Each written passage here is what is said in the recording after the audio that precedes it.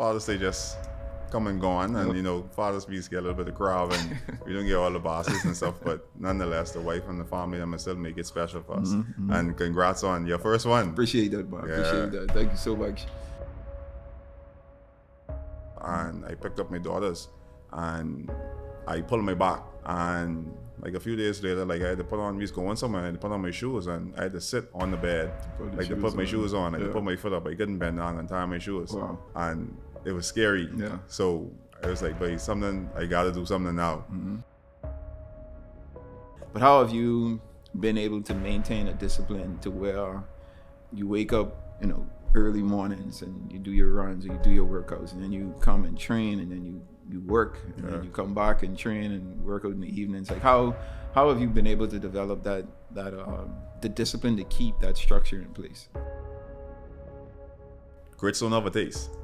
If you don't put nothing inside grits don't have a taste. Grits have a texture. And if you think about it, you can see. So if I make my oatmeal a consistency of grits, So I don't put no cinnamon, no nothing, I just plain oatmeal. Sure. And I do my egg whites on the side of that. In my mind, I eating grits and egg. If we go in the gym and we spend an hour and a half, 2 hours in the gym, how much more of importance it is that we spend the same time deepening our relationship in the Word, growing inside our spirit, man, the same way, because I got a balance, because I realized that the things we have here on earth, they can fade away, bro. Because we have, I now living with eternity in mind. And I know that my relationship with God is one where if I make a mistake, and the same thing I try to do with my kids, is grace. I could go and I could say, hey, I did X, Y, Z, boom, I repent, I turn away. The same thing with my fitness. I tell my clients, like, wait, if you go there and you have a bad meal and you overindulge, tomorrow, dust it off, pick back up, and we get right back on the horse and we keep going. So we can fall down, but we don't live from that place where we fall down. We learn. So, like someone said, I heard them, fail forward. If we fail forward. Don't fail and go backwards. But still taking into consideration the consequences that happen when we fail.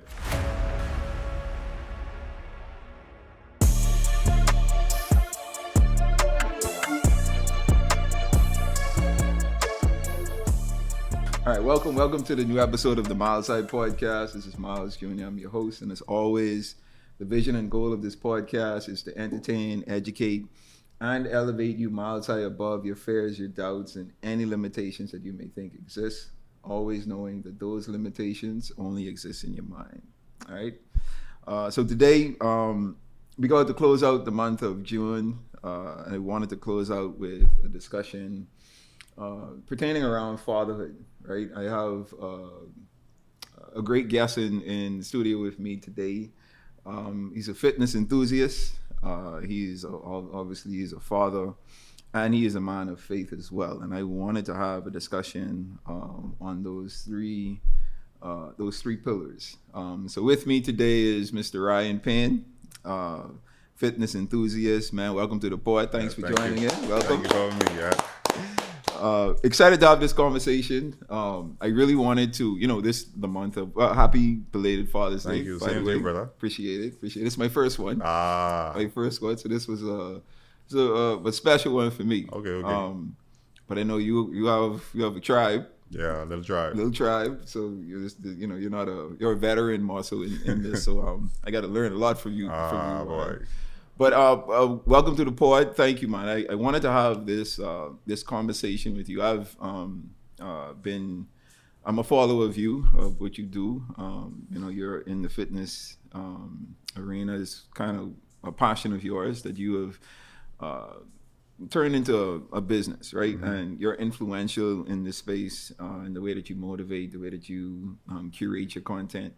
And you have gotten a lot stronger in your faith as well. And I think that, just seeing you from a distance and just seeing your growth and development in these different areas of your life, man, I wanted to have just a candid conversation, more so about like how you're able to balance everything that you do. Being a father, of 4 daughters, right? Yeah, correct. 4 daughters, having a wife. So you have a family that you have to, you're the foundation of, right? That you have to hold up and support. So, how just centering a discussion around like being able to balance everything, I think is important. But first, man, welcome to the pod. How's things? How are you doing? Everything's good. Father's Day just come and gone, and Father's Day get a little bit of crowd, and we don't get all the bosses and stuff, but nonetheless, the wife and the family and myself make it special for us. And congrats on your first one. Appreciate that, man. Appreciate that. Thank you so much. So let's learn a little bit about you, Ryan. How did you? What was your upbringing? You're obviously a Bahamian, grew up in the Bahamas, but how was your upbringing here in the Bahamas? Well, I graduated from SAC in 2000. You one of those avid suckers who you rapping SAC? No. If you never know I went to SAC, you'll never know.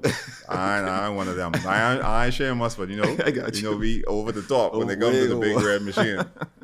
But graduated from SAC and sort of bounced around from job to job. Not really sure. Like worked in the bank, worked the armored car. I was a property manager for a bit. I worked full time in the church. I worked in a tennis store. I don't know if you remember Quick Kicks. I used to work at Quick Kicks selling tennis. Even dabbled a bit in body promoting and drawing bodies and stuff. So bounced around, and finally landed fitness. How did you get into fitness? Well, initially it started with me and my goals of trying to get in shape. Realizing that I came home from work one day. This was when I was back being a property manager, and I picked up my daughters and I pulled my back. And in that moment, it was like, but something clicked. Like you two, I barely was 30. Wow. And I pulled in my back from just picking up my girls. And like a few days later, like I had to put on, we was going somewhere, I had to put on my shoes, and I had to sit on the bed, to put my shoes on. I could put my foot up. I couldn't bend down and tie my shoes. Wow. And checking the scale at my heaviest, I was like 260 pounds. And it was scary. Yeah. So I was like, but I got to do something now. That's when Twitter was the thing. Went on Twitter. A very good friend of mine, Freddie Salaga, he was a trainer back then. Reached out to him, and that's where it started. Police college gym, running up and down inside the old hot gym, and that's where I started my fitness journey right there. How old were you at the time? Like 42 now. I was maybe 28, 29. 28, 29. So before then, have you have you ever been to the gym, went to the gym? Did you have like a workout regimen? Nah, before that the closest I came to was playing recreational ball on the park around here. So that's the closest I came, and PE inside school. So fitness was nowhere on my mind. Wow. And the crazy thing is, my dad used to be a personal trainer. Okay. And even when I was younger, he would try to get me to go to the gym, and I wasn't on the run. Was it because it was what he was into and you didn't want to do what he was involved with? I just didn't want to wake up early. I didn't want to wake up before school to go to the gym. Got you. Yeah. So how so you started at 27, 28. After you started, like that initial start, how long did it take for you to see results? But see the results that motivated you to be like, okay, there's something I want to make more of a lifestyle than just, something to change my physique. Say maybe like a decade, and maybe like 10 years. Yeah, maybe like 10 years. Before I was like serious. Wow. Because I more or less was going through the motion, and I would see like little changes. You get a little thicker, and initially a goal of mine was, okay, I want my stomach to get smaller. Then when your stomach gets smaller, then okay, I want some abs. But I realized getting abs was the hard part. Absolutely. So I was like, nah, I just can stay being thick. So let me go with that. But when COVID came, gyms was forced to close. Started doing a lot more outdoor stuff, started a running club. And that sort of pushed me in the direction of cleaning up my food, looking more into the details of what it takes to actually achieve the body and the goals that I wanted. So I'd say COVID was the initial spark to like really, really align everything together. And COVID for you was, did you already have the fitness business in a sense? Yeah, I had a fitness business in a sense, yeah, because I was training out of Better Bodies Gym. Okay. But COVID was what pushed me to go on my own, and I actually started to rent a space in my grandparents' warehouse to be able to host my own classes and get my own equipment. So I was actually able to branch out So if it wasn't for COVID, I probably would have still been in the gym. So at which point, so you got into personal training, right? For your, well, personal fitness, like you wanted to work out for yourself. And then you at some point you transition into like helping others. Yeah. How did that transition happen? This was, say, about 5 years in, and a friend needed some help. I was going to the gym regularly by myself, and he was like, oh, you want to come along to go to the gym? And I was able to help him, and he's like, bro, you good at this? And he told his coworkers about it, and his coworkers came, and they was like, oh, what you could charge? And I remember I said, yes, come on, something. They give me $50 or something. Yeah. And I had like 4 people helping them to work out inside the gym, because the average person coming in the gym, they scared, they a bit overwhelmed, they don't know what to do, how to use the machines, they don't want to look like a fool. So having someone there to like walk with you and show you, okay, even though I didn't know exactly what I was doing, but having some basic knowledge of what it is and how to use the things like that. And after that, it was like, you might as well go do your cert, you might as well go make some money off of what it is you got at. Because me dealing with people, like, it's another, what I'd say, another plus to being a trainer.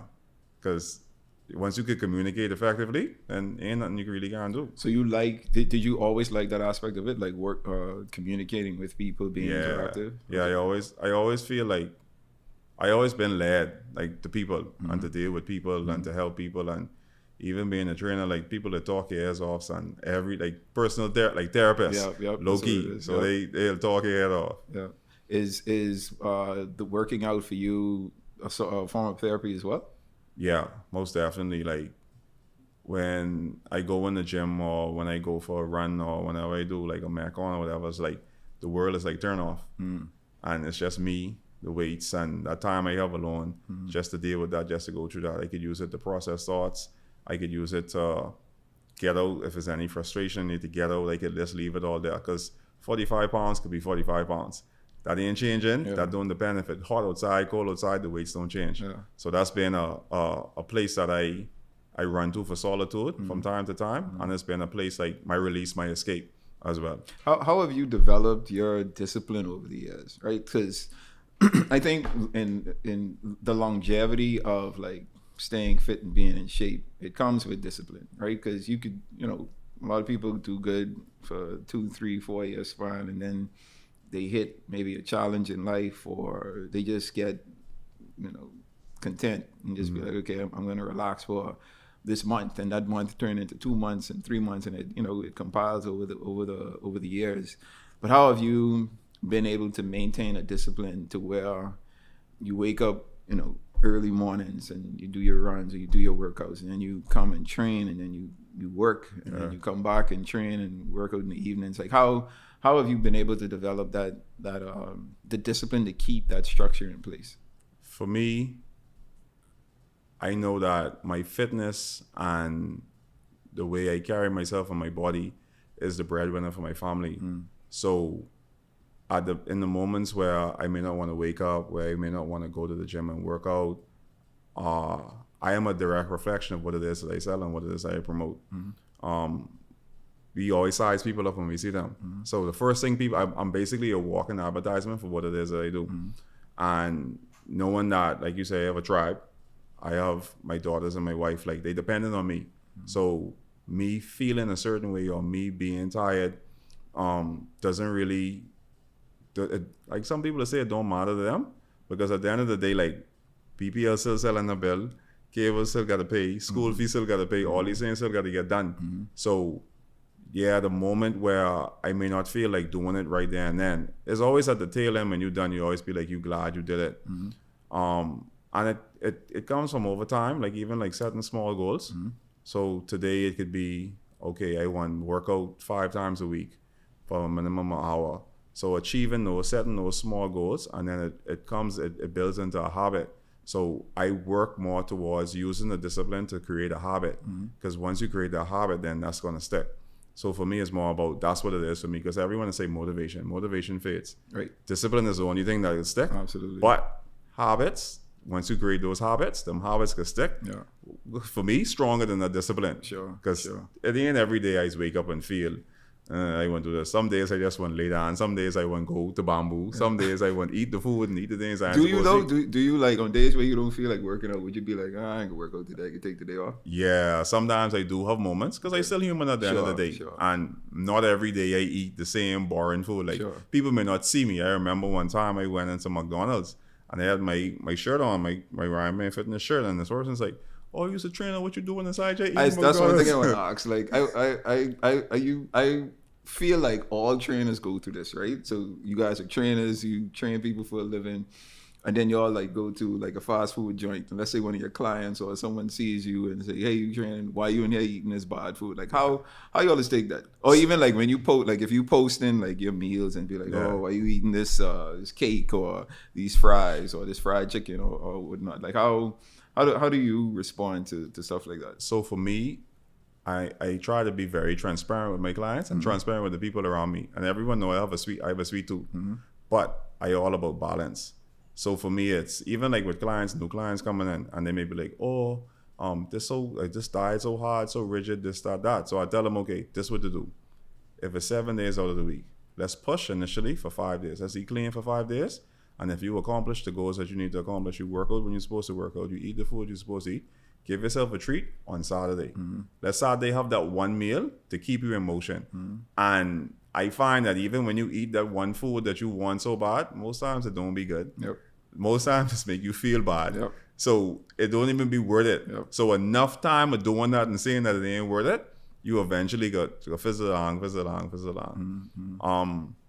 But I like food. I don't know what to say. I like food, but it's one less thing that I have to think about. Even like with my regimen and my food, I know, okay, when I eat, I get oatmeal and eggs. I get ground turkey and brown rice. Since you bring it up, I was gonna bring it up later, but since you said it, let's start with this oatmeal and eggs, bro. So most trainers I've seen, especially trainers who like I would be scrolling through on my timeline, and most of them post these oatmeal and egg whites, and you all eat it together.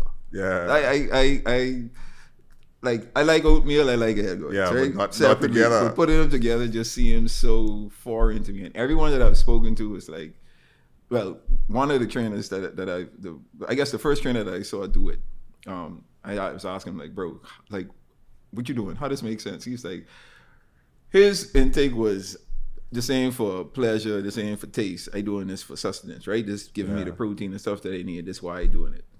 Another trainer I talked to about it, he was like, it actually tastes good to him, right? He doesn't mind the flavors. What is it for you? Why is it? And you consistently do it. Like, you know what I mean? I could see if it was like once a week, twice a week, but this is a consistent thing for you. What is it about oatmeal and egg whites? I think my palate sort of bland right now because of that. But for me, in my mind, I make my oatmeal the consistency of grits. Grits don't have a taste. If you don't put nothing inside grits don't have a taste. Grits have a texture. And if you think about it, you can see. So, if I make my oatmeal the consistency of grits, so I don't put no cinnamon, no nothing. I just plain oatmeal. And I do my egg whites on the side of that. In my mind, I eating grits and egg. That's what I eating, grits and egg. My mouth don't know the difference. So after doing it for so long, like I legit look forward to eating. I have a small spoon. And I take my time, because that's normally the first thing I eat. And I take my time, and I eat that, and I enjoy every bite. I enjoy that like someone going to Checkers and getting the big breakfast, sausage, tuna, butter on the grits, all that. Have you gotten any of your clients onto oatmeal and eggs? Mind you, the people who buy into the vision, yes. The people who buy into the vision, yes. And once you buy into the vision and they say, yeah, are you making sense? Then they never turn back. I think for me, it's because, like, so I've eaten oatmeal. Like, I grew up eating oatmeal. So oatmeal, you know, you put a little bit of honey, sugar, brown sugar, whatever it is that you put in your oatmeal. And then, so that's more of like, I mean, it could be savory, I guess, but it's more of like a sweet breakfast, if you will. And then you have your eggs, obviously, and it's a distinct difference in taste compared to oatmeal.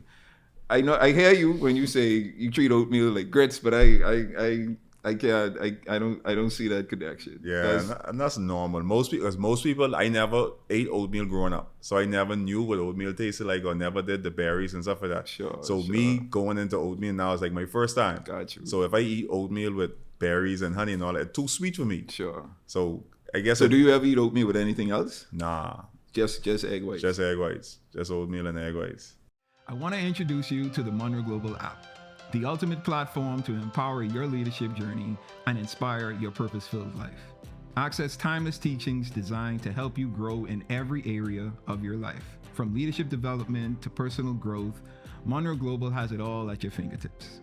With the Munroe Global app, you'll have exclusive access to powerful videos and messages from the legendary Dr. Myles Munroe, a digital library packed with life-changing content right at your fingertips, and a vibrant global community of visionaries, leaders, and change makers just like you. Whether you're at home, on the go, or in the office, the Munroe Global app ensures you never miss an opportunity to learn, grow, and lead. Available now on Google Play and the Apple App Store, the Munroe Global app is your gateway to unlocking your potential and impacting your world. Download the Munroe Global app today and take the first steps toward living the life you were born to lead.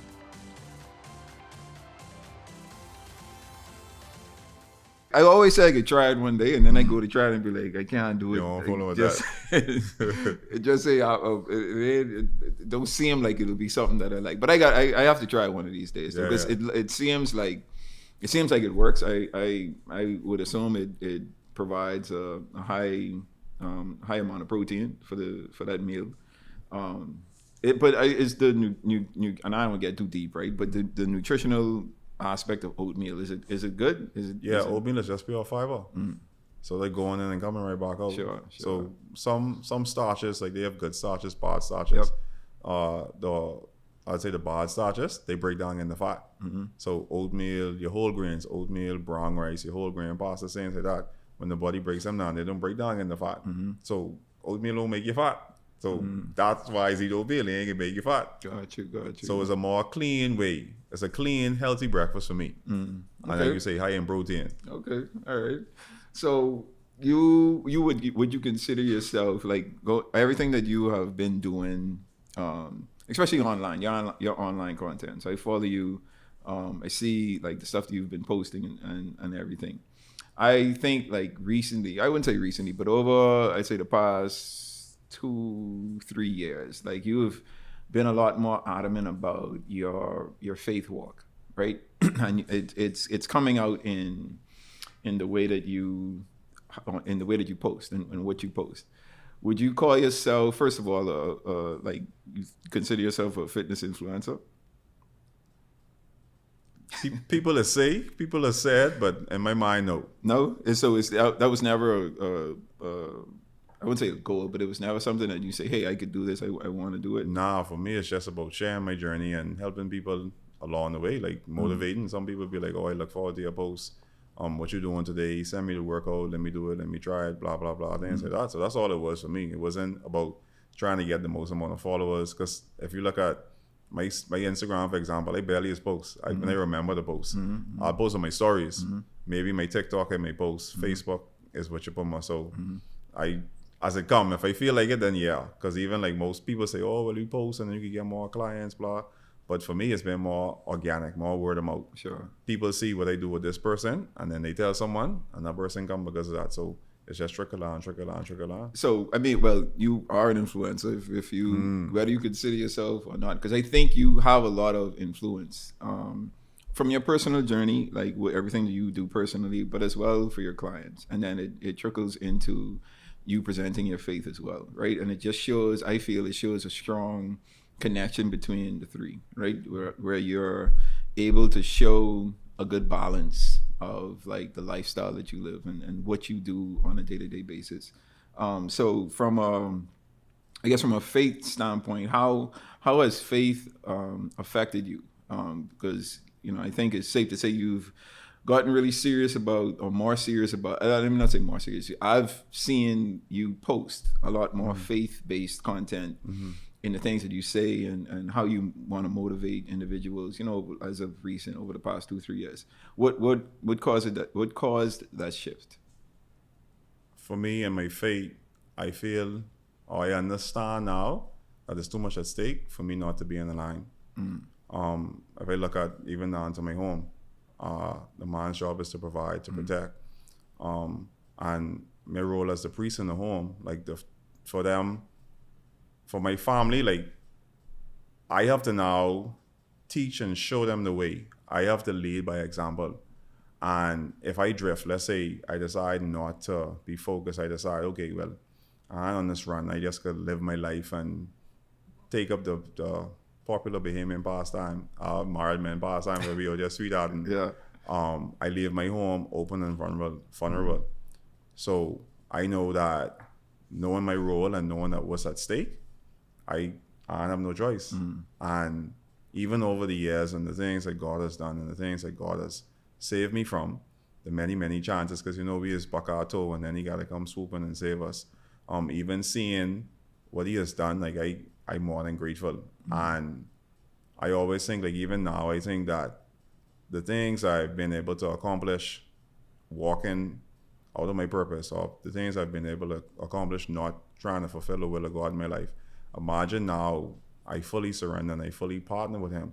Imagine now, what more can I do for the kingdom? What more can I do to spread this word?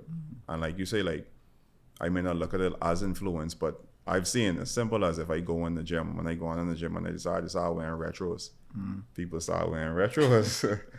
I go out in the gym and I say, okay, I can do the oversized tee thing and wear a singlet underneath and then take off the pump cover, and then people start doing it. So little by little, you see, like you say, the trickle down effect and like the level of influence that you have. So we used to call it something different in the bar. Yeah, I know what we used to call it. So I know what we used to call it. But we used to call it something different, is correct. But I look at it as a compliment. That's how I look at it. I look at it as a compliment. And I know I have to be a good steward of the influence that I have. Because I could either lead people one direction, the right way, or I could lead them the wrong way. Sure. So with your, I guess, that faith that you have, your spirituality, how have you been able to align that with the work that you do in fitness, or like your physical goals? How do you align the two? How have you been able to align the two? Well, once I came to understanding that my body is a gift from God, and even with me believing in God and being a Christian, my body carries a temple. My body is a temple, and the Holy Spirit resides inside of me. So what more importance, or how is it not more important for me to take care and manage this temple, this gift that God has given me? So I promote it from, even like with my clients, from a holistic point. And I don't promote just, okay, you come in here and we can lose this weight and then that's it. No, I promote more like a lifestyle change. I promote, even when they come in, I'd say, okay, I'm gonna put you on a diet right away. So our goal is to make small changes.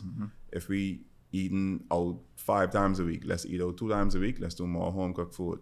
If we're drinking sodas, let's cut out the sodas. Let's try to drink more water. So making the small changes that's going to stick. And faith and fitness, they go hand in hand, unknowingly to me, because everything that we do in our body, we can sort of like compare to the things in the spiritual as well. So it's a spirit man and it's a physical man as well. And even like this year, like my goal has been, if, like I told my friends, like if we go in the gym and we spend an hour and a half, 2 hours in the gym, how much more of importance it is that we spend the same time deepening our relationship in the word, growing inside our spirit man the same way, because I got a balance. Because I realized that the things we have here on earth, they can fade away, bro. Because we have, I now living with eternity in mind. How it could be like if my time was to come, what Jesus was to come, like where will I spend eternity? And the things that I have done, will they have counted, or will they have pushed people to the kingdom or pulled people away from the kingdom? Sure. So you have, that's I think that speaks bonds into your faith, right? I think like you say, faith and fitness comes hand in hand. I truly believe in order for us to be fully functional in our faith, we have to be physically functional as well. Even in our purpose, right? When we serving our purpose on this earth, like in order for us to be purpose filled, we first have to be physically healthy. And that's in our diet and in our like capacity to move around and lift and just move in life. So I do think that the connection with faith and fitness is important for us to I did this part on stewardship, right? And being able to steward the resources that we have, right? And one of those resources is our physical bodies.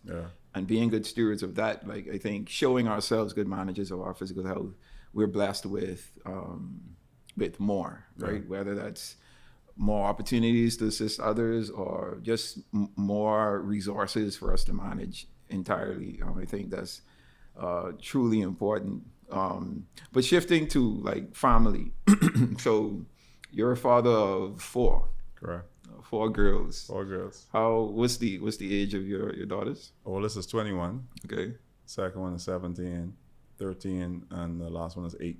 Wow, 4. Did you always, you wanted a big family? I wanted a boy. Oh, you strive for a boy? I wanted a boy. But again, God has a funny sense of humor. So I mean, children are a blessing from the Lord. So, and they say girls just love your daddy different. So Absolutely. yeah. So I guess you guys are done trying? Bro, I done.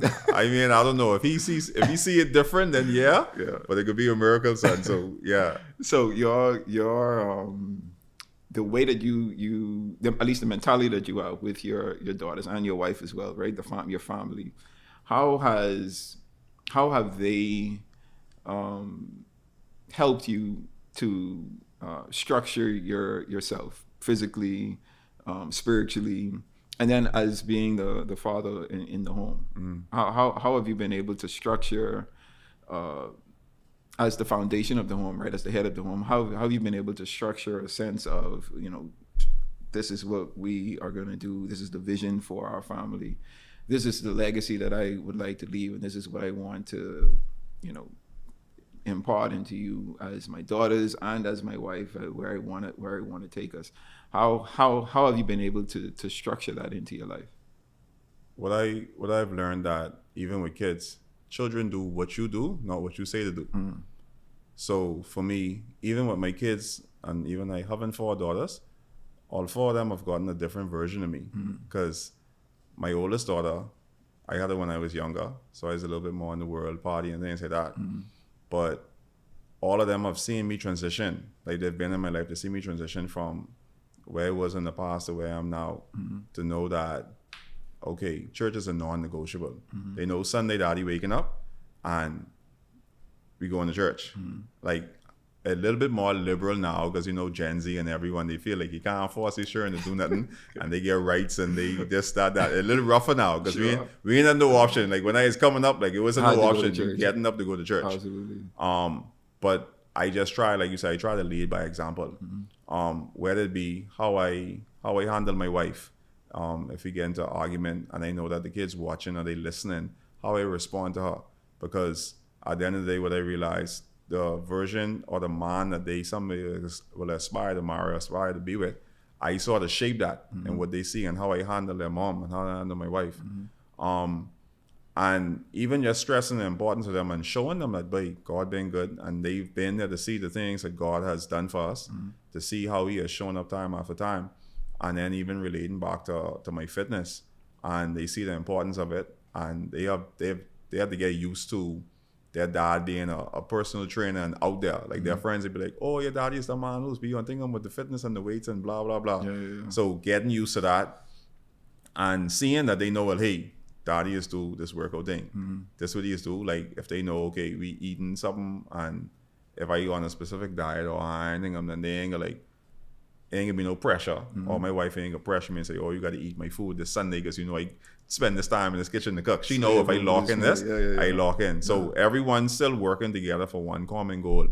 But I wouldn't say it easy. Like, I say, okay, let's do A, B, C, D. Like, my wife started working out this week again. Like, so that's, for me, that was like waking up and seeing her, like, she'll come to my gym and we'll work out together. For that was like something I've been praying for, and I've been happy to see her put her fitness and her health first, but knowing that it's something I couldn't force on her. She had to be willing to do it, and she had to see the importance of it, and the only way she could see the importance of it is me and how I live it out. And hopefully the same thing with my girls as well. Was that something that you always had? Like, did you see that yourself growing up, or is it something you had to learn, like, over the years? How to, like, manage your home? Yeah, something I had to learn, because my family dynamic a little bit different than how it was when I was coming up.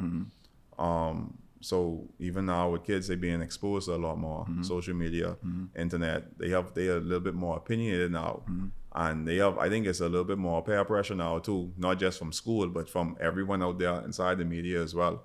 So having to navigate it a little bit different, and then giving them a little bit more grace, because knowing that I was once a 16-year-old. Yep. I was once a 21-year-old. My 21-year-old she is do it, son. She is do it.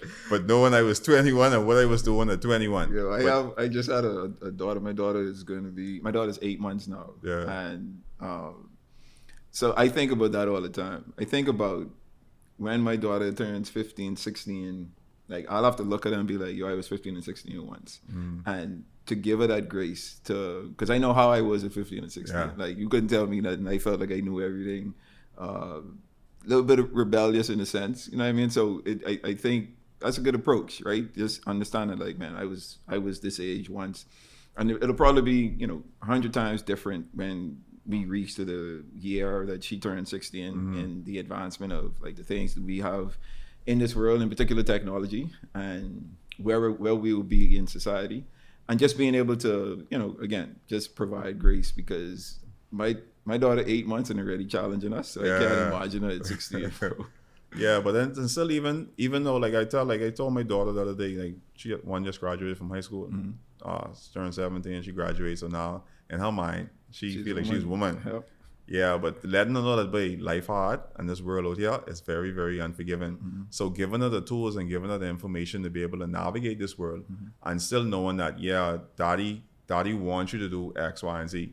But if you make a mistake, it's still a safe space for you to come back, and then we can work through it and then move forward. What values do you want to instill, or have you instilled in your daughters? For us to be honest and open. Don't be afraid to come and say, oh, daddy, this happened, that happened. So me and my wife try to create that relationship with them. Now, 2 of my daughters may drift more towards me. 2 of them may drift more towards her. It depends on what it is that they're dealing with. Okay. But then still like be able to create that space for them to come and talk. And then showing them that I know as being a husband, and my role is, the hard role I have is to love my wife like Christ loved the church. Yes. And that's something I battle with daily, because the way Christ loved the church, he laid down his life and he died for us. So it isn't anything that he wouldn't have done for us. Sure. And it's something she's remind me of all the time. She'd be like, oh, I don't feel like you loving me like Christ loved the church today.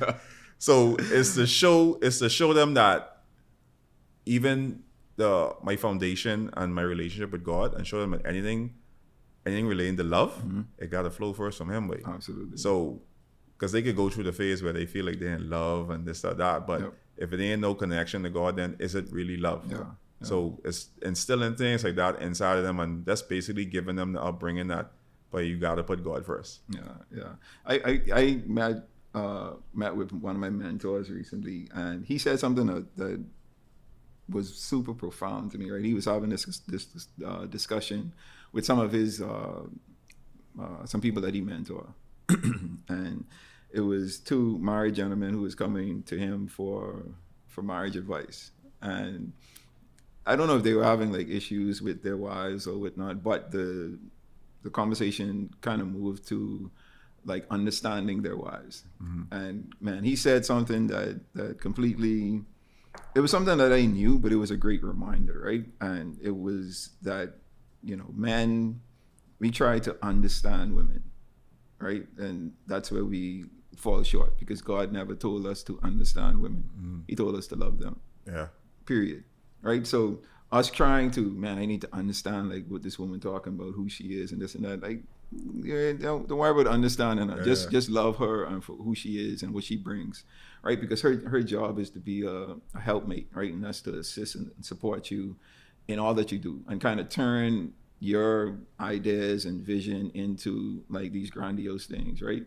And I think like that's the approach that we should have, like, especially when it comes to like family, marriage and stuff like that. Like, we are to love the women, especially love the women in our lives, because there's a lot we ain't understand. There's a lot that will go misunderstood, and that's fine, right? But our duty is to love them, and in return, their duty is to just respect, right? Just to continue to show respect. So I think that's a profound way of looking at it, man, and seeing what you've been able to do, and just the life that you you lead, especially on online.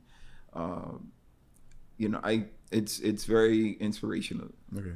The dedication that you have, the love that you have for your family, the love that you show to your family, to your kids and everyone. I think it's commendable for a young, men, men of stature who have like great character, great influence in our society and amongst, younger people, the millennials and Gen Zs and stuff.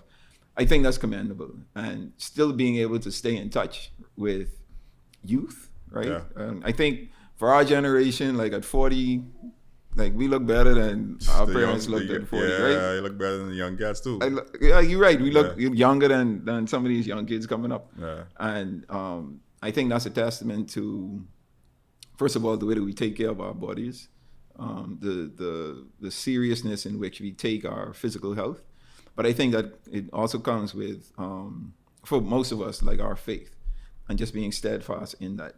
I'm sure that there have been occasions where you have fallen or faltered in whether in your faith or in your fitness. How have you been able to bounce back or like maintain a positive mindset with that? I've learned that we don't sit in a place of condemnation. And I know that my relationship with God is one where if I make a mistake, and the same thing I try to do with my kids, is grace. I could go and I could say, hey, I did X, Y, Z, boom, I repent, I turn away. The same thing with my fitness. I tell my clients, like, boy, if you go there and you have a bad meal and you overindulge, tomorrow, dust it off, pick back up, and we get right back on the horse and we keep going. So we can fall down, but we don't live from that place where we fall down. We learn. Like someone said, I hear them, fail forward. If we fail forward. Don't fail and go backwards. But still taking into consideration the consequences that happen when we fail. I know if I go and I eat 2 pizzas, I eat a large pizza, I have some Dairy Queen, and I drink some soda, like that gonna make me feel real bad the next day. I could be gassy, I could be pumpy, that's the consequences of my actions. So I know everything has a consequence. So it's just knowing that, hey, is it worth what's gonna be on another side of that? Sure. And I guess in the 40-something years, knowing now that some things just ain't worth it. And even as a man, like it's something like I really going over now. Like I studying like the great men in the Bible who all fail. And I know like when you have a call in your life, it's also an opposite call, like from the devil to pulling against you. We look at David, we look at Solomon. They were men who had a great anointing, they were called, but all of them failed. We look at Samson, all of them failed. All of them couldn't control their desires, they couldn't control their flesh, and they allowed that to get the best of them. But it still was a space for them to come back and turn and still go back after God. But the consequences were still there for their actions. Absolutely. So knowing fully well that there's nothing new under the sun, and knowing that, bro, you've seen it happen in the past, you've seen it happen in people. So don't buck your toe, boy. And don't buck your toe. And even like if we look at even now in society, like all the men, the men of the church, and they always tell people like, for me, it's about setting a standard. Being a godly man, but being a manly man at the same time too. Because I had a conversation with a friend. I said, why you don't go to church? And he said, too much soft, like it's in church. Like he ain't gonna come to church. So that's at the forefront. So now being even like me at my church, I make it my business to stand to the door. I a part of the fellowship team. So when you come in, I greet you. So imagine now you being a street fella coming in and he's seeing someone to the door rather than seeing someone not so to the door. I know what that means. You know what that means. I got you. I got you clouded. Yeah, man. Yeah, for sure. So that's what it is. So how do you balance the three? How do you balance like faith, family, and fitness? Because 24 hours in a day, I'm sure your wife wants her time, your kids want their time. Obviously, you put time into your physical health. What's the formula for you to be able to balance everything? For me, I get up early. What time? Now I get up at 4. Okay. So every morning? Every morning, 3:34. So what time do you go to bed? I normally in bed by 8. I normally sleep by 9. Wow. I can't stay up late no more. So I get up early, and I use the morning, because most times I tell people that, oh, ain't enough time, family, this, that. Wake up a little bit earlier. You can knock with your goals before anyone even wake up. You can knock with your fitness. You can knock with your personal time, your private time, your prayer time. You can knock all of those early in the morning while everyone sleep, before the distractions wake. So like my family knows, my wife knows, Monday to Friday, that's when I work. I get up early. I may get home 8. I may get home 7. It depends on my clients that day. But I've made it my business when I get home to put my phone on. So if it's social media, if it's whatever I got to do, I try to do it before I get home so I can put my phone on charge. Okay. And people know, if you message me after 8, you liable like answer you in the morning, after 4 when I get up. So that's what it is. Saturdays is a short day for me, so I normally done by 10, 11 o'clock on Saturdays. So that'll be like, if we have date night, if we decide to go somewhere, get something to eat, we do it on a Saturday. Sundays is church. Sundays is family time again. So I don't work on Sundays. And even now, like, I've recently made a commitment to start going to church a little bit earlier, because I would go to church start 10:30. I'll go to like 10:15. So now I say, hey, if I could wake up early and be on time for work, or I could be on time. So I won't be there when church open up. So I can help set up, I can make that commitment to be there. So fitness get put on the back burner on Sundays. So whenever I done with church, if I need to go do a run or do whatever, I'll do it after I done with church. Okay. So I primarily put God first on Sundays, for sure. And it's just creating that balance and having a set schedule and sticking to it. Do you feel like there's more to life than what you're experiencing? That deep down, you're meant for something greater? It's time to stop wondering and start discovering. At the Munroe Institute of Leadership, we believe every person carries a unique purpose, a calling designed specifically for you. Our transformative courses, Discover Purpose and Unlock Your Potential, are crafted to help you uncover that purpose and equip you with the tools to step confidently into your destiny. These powerful courses are for leaders, entrepreneurs, students, and visionaries like you. Through proven principles and actionable insights, you will clarify your vision and set bold goals. You will identify your strengths and passions. You will overcome the barriers holding you back, and you will step boldly into your God-given potential. Our expert facilitators draw from timeless and tested principles, blending practical strategies with kingdom truths to empower you to lead a life of purpose, impact, and transformation. The world needs what you have to offer. Don't let another day pass without unlocking the greatness within you. Visit our website, themill.org, and register today. The Munroe Institute of Leadership. Renew your mind and transform a generation.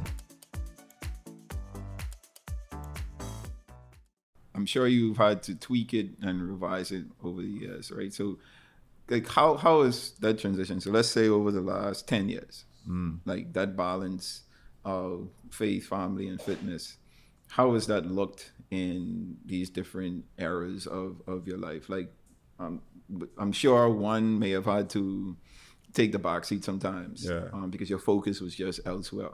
How has that played out, or how has that affected the other two? Well, early on, fitness was priority. Church was on the back burner. God was just a scripture in my bio. So it's more about posting the scripture every day. That was it. Rarely used to go to church, things like that. And then it shifted to even me working every day, working Sundays, taking clients on Sundays, taking late night clients. I in the gym, closing the gym, taking clients because I chasing this money. But it evolved now to I knowing that family is important. I have to put the family first, and the family is my first ministry before I even go there and try to help other people. I got to deal with my own surrounding first. So realizing the value of that, and starting to pour more in that direction. And so now for me is, I know I go to bed at a certain time. People know, don't ask me to go out. I don't go nowhere. Okay. So I home, and I know my wife knows I am home at a certain time, and that's our time. Whether we talk, whether we watch a movie, whether we read, whatever, that's our time. And she knows that even though on Saturdays I may come home, I may just lay in bed. I don't want to do nothing, but she know I home. My kids know I home. So putting in that time like that, and it's shifted now where God, I try my best to put him first. Even like at my gym, I don't play. I only play gospel music now. Okay. Like I shifted. Like totally changed because like now for me, that's important. And I don't have to go there and I don't have to chase clients because he provides. I've never not been in the place of lack. So I know that if I center him and my heart's desires and I walking in the purpose and plan that he has for my life, he can continue to provide. Because then the people who relying on me, and I always tell people in churches, I say, but you all church people, the people who go to my church, they come work over me as well. So I say, God, no, I got to make sure you're all straight. So by association, he can make sure I straight. Sure. So makes sense. that's just all it is. And how would you encourage men to take care of their bodies and then to be able to balance the three? Like, what I'm sure, like, you know, your male client. I want to talk about men in particular, right? I'm sure you have female clients as well, but your male clients, how do you encourage them not only to stay physically healthy, but to balance like their faith, their family, and their fitness? Well, once you come into contact with me, I ain't gonna push God down your throat, but in some way, shape, or form, I can slide that into the conversation. Sure. So even my male clients who interact with me, like I had a client tell me the other day, like he started going to church after he started coming back working out with me because he hearing the music, we having the conversations, we having the discussions like what we having now, where we could sit and we could talk about family, like more the older gentlemen who come with families and who have kids and things like that. So we have areas where we could relate. And I always tell them health as well, because either you could spend the money today to invest in your health, or you could spend the money later to the doctor for the hypertension, the diabetes, and things like that. And tell them like, but like even the married men or the single men, like, but find a way, and it's your best, put God first. And 9 out of 10 times people is listen, 9 out of 10 times some people don't listen, but for me that's just what it is. And what kind of legacy would you like to leave? How do you define legacy, and then what's the legacy that you feel like you want to leave behind? I just had a conversation with someone and I told them that when people see me, I don't want them to see Ryan, the personal trainer. I want them to see Ryan, the man of God. So I want to be remembered, or I want to be, for my time here on this earth, as what it is that I could accomplish to promote the kingdom. So it's more about less of me and like more of him right now, where my kids could be proud to say that my daddy was a man of God. He didn't compromise. He didn't waver. He may have not been perfect, but at the end of the day, he still was pursuing and chasing after God. Even setting a standard for a way for men to, like, not to be ashamed. Love your wife. Be proud of your wife, but don't be one way on social media and then be the next way in private. Sure. So to find and to see the value in the things that we have and to realize that the grass ain't green on the next side. Like, enjoy that 80. Yeah. Enjoy and love your 80 because the 20 don't make no sense. Yeah, absolutely. For your fitness business, the name is Ryan Payne Fitness. Obviously, Ryan Payne is your name. But is there anything else behind it? Because obviously a play on pain. But does that filter into like the name of your fitness company? I remember when I was trying to find a name for social media, who it was. Someone just say, but Ryan Payne Fitness, just use your name. Like, that's who you are. Like, use Ryan Payne. So just attach your name to your brand and then run with it. And then I say, God have a funny sense of humor. Like, it's no pain, no gain. People is run with that. And people always be like, oh, your real last name is Payne. Things like that. So it just tie in, but it wasn't no real agenda behind it. It just was something that you slap on and then boom, that's it. Okay, all right. I was just curious if Payne had a play in it.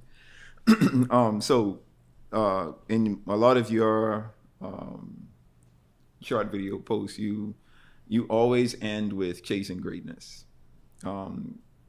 What is the greatness that you're chasing? What does that look like? For me, that's like being the best version of myself. Being 1% better than I was yesterday. Chasing greatness. Yes, sir. Yeah.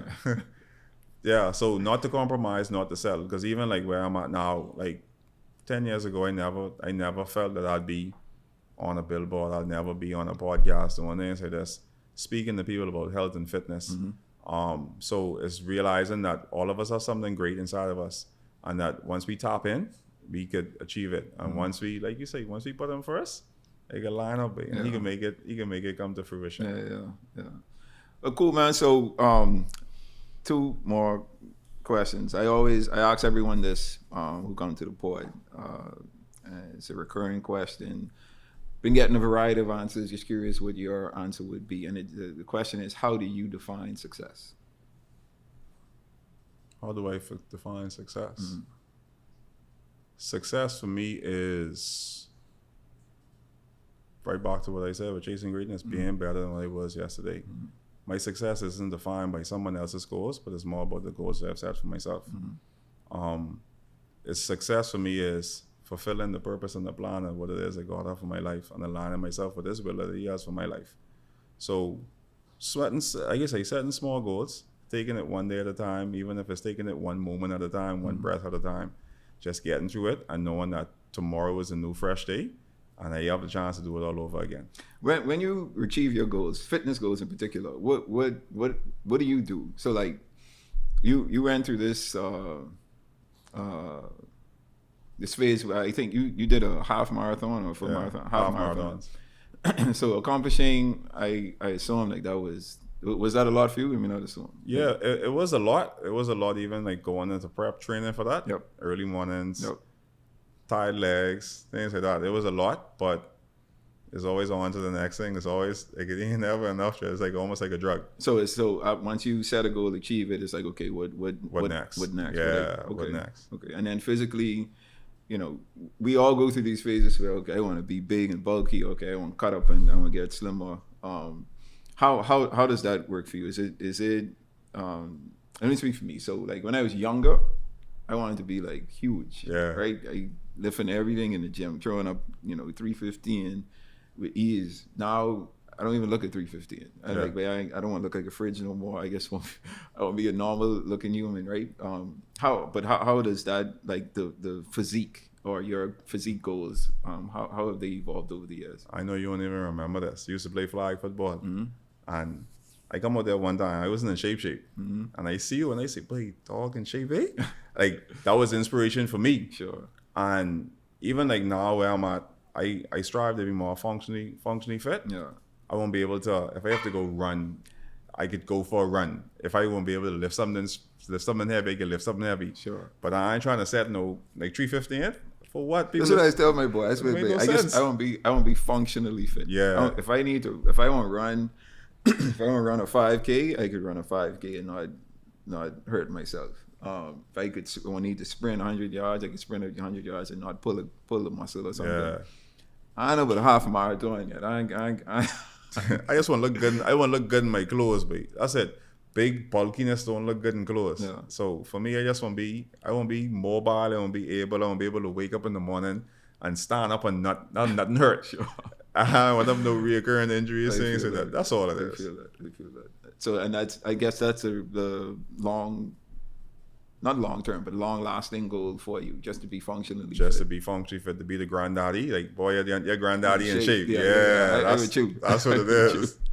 I with you, but well, man, thanks for joining. Thanks for joining the pod, man. I really appreciate you sharing a little bit about your story and your journey along this path of faith, fitness, and fatherhood. But I want you to share with folks who may want to get in touch with you, or maybe get some consultancy on some fitness, may want to even engage you with being their trainer. How can they get in touch? Well, I'm on all social media, Ryan Payne Fitness, Payne, Instagram, Facebook, TikTok. My contact information is right there. Just reach out to me, and consultations are free, so it don't cost you nothing to ask some information. So hit me up and I can help you get the goals that you need to get. We can work together. You have a gym. Where is your gym located? You know what BTVI is? Yep. Opposite BTVI is the Government Industrial Park, BAIC. So we have a warehouse inside there. I use a section of the warehouse right there. Okay, all right. And you work out over there consistently? Yeah, I actually have classes Monday to Saturdays. Oh, okay. Morning and afternoon classes as well. What time? 5 in the morning till 9, and then I start again in the afternoon 3 until 6. And I normally go to my house clients in between, or I go to my house clients in the evening. How long are your classes? 1 hour. Each. So 2 hour classes in the evenings? 3 to 6? 3 to 4, 4 to 5, 5 to 6. Okay, so and in the mornings, 1 8, hour 9, classes. 8, no, 5, 6, 7, 8, 4 in the morning. 4, okay. And your classes are group classes? Yes, I do like more small group classes. Okay. So imagine not CrossFit, but not bodybuilding. So like a mixture of the two. Okay. So I promote more like a full body type training. Gotcha. Where, because the average person works out 3 days a week. Mm-hmm. So it wouldn't make sense to give someone like a leg day, back day, chest day. Yep. When I could give you a full body day on the 3 days that you come, and Mm-hmm. we could maximize what it is we do for those 3 days. Makes sense. And you set a diet routine for your clients as well? I give you I start you off with a basic meal plan, Mm-hmm. and then we tailor it as we move forward. Because the average person, you come and I say, okay, no salt, no sugar, no this. The average person can't do that. So I just set a small standard, get you used to portioning your food, and then we go from there. How was just these questions? Just thinking about your clients and what questions people may have. Mm-hmm. So someone that, let's say, generally speaking, someone that engages with you to be a client of yours, they come in, they follow, the first set of routines and regimen that you set. How consistent have your clients been sticking to, the schedule that you set for them? I have some people who have been very, very consistent. I have people who've lost 100 plus pounds. Wow. Now some of them must go back. Okay. Some of them must go back, but I have people who've been consistent. I have moms, like some of my best clients is the mummies with 2 and 3 children who get the body looking like they didn't have no children. So it varies. Some people that come, and I have people who've been with me for years. I've also had people who may come in for a while and then they go and they come back. Okay. So it sort of really depends on the person, but I more promote, like I say, I try to create a lifestyle change. And my end goal is not to have you with me forever. Okay. I want you to be comfortable, to be able to go in the gym and know what you're doing. Sure. And you could say, so like my online clients, I just send them a workout and they could follow the workout along and we check in. So that gives them the leisure to go when they need to go, rather than being committed to coming to me like that. All right, cool. And where do you see Ryan Payne Fitness 10 years from now? 10 years from now? I saw a video yesterday. It's a gym in Dubai named Oxygen Gym. It's a big gym, big gym. 10 years from now, I want to have a space where trainers could train, where people could use the space where it's not, where it ain't the Republic of Ryan Payne, where you can't, no one else could be there, where you could come in and you could work. Sure. And you could make your money, but then still have a safe space for people to come and they don't know what to do. And they could have someone assist them. A space for, even where we could have some Bible study where men could come in and we could sit and we could have some Bible study. Like a safe space for men to be able to open up and share and be safe. But still create a family atmosphere nonetheless. Well, I wish you all the best, man. Like I said, I've been following your journey, and it's motivational. It's inspiring. I've been an avid gymmer since I was a teenager. Something that I have always been or tried to be consistent with. Haven't always been as consistent as I wanted to be, just because life happens, and whether it's travel or family and everything. But I always get back to it, back on track at some point, and just continually being motivated by yourself and like my other trainer friends and just other fitness enthusiasts. Just keep doing what y'all doing, man. Like you may not consider yourself an influencer, but you're influencing a lot. And I think with your faith, adding that, I think it affects a little more than just what you would post with fitness. So just encouraging you to keep that up, man. You're doing a good job. All right. So appreciate you joining, man. Thanks again for joining the pod. Want to leave with you this milestone. The milestone is really simple. Ryan said it earlier, but you can't be purpose-filled if your body isn't physically fit, right? And I think for us, it's a lifestyle. And I think if you want to live truly in your purpose, you want to be able to wake up every day to serve that purpose. And that comes with stewarding your body, stewarding your mind, stewarding your spirit, man, as well. All of those 3 aspects of our lives are entirely important. So I just want to continue to encourage each of us to put that as priority in our lives so that we can continue to be purposeful on this earth. All right.